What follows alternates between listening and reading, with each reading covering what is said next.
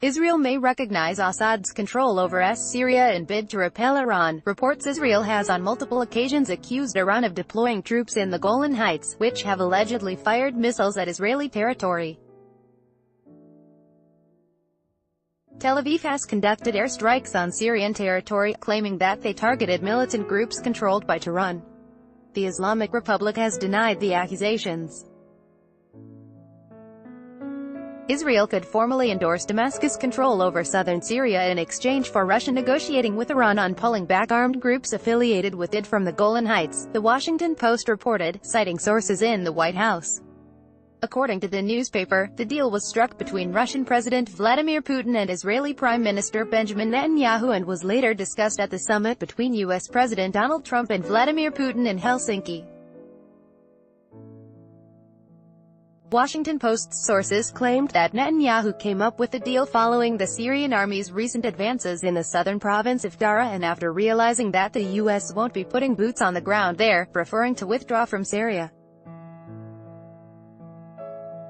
Read more. Putin, Trump consider joint summit success, denounce collusion claims. According to the anonymous sources, the deal stipulates that Israel will agree to Damascus taking control over the southern provinces and border with Israel.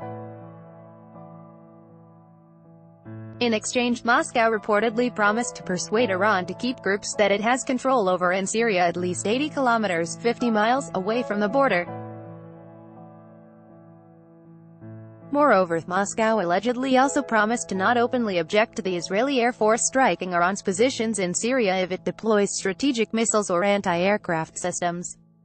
The Washington Post noted that its sources do not have all the information pertaining to the deal and are not sure if Trump has given his support to it, as the U.S. president hasn't briefed them fully on the contents of his talks with Putin in Helsinki.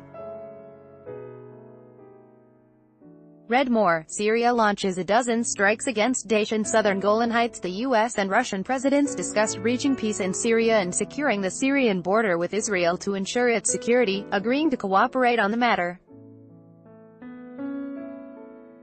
Vladimir Putin has urged for the situation in the Golan Heights to return to that prescribed in the 1974 Agreement on Disengagement, which stipulated the creation of a buffer zone between Syrian and Israeli forces under the supervision of the UN Disengagement Observer Force. Relations between Tehran and Tel Aviv have historically been tense as the former doesn't recognize Israel's right to exist, while the latter claims that Iran is developing nuclear weapons in order to destroy it. In addition to this, Israel has accused Iran of having a military presence in Syria that it intends to use against Israel. Tehran denies the allegations, claiming that it is only sending military advisors and humanitarian aid to the Arab Republic.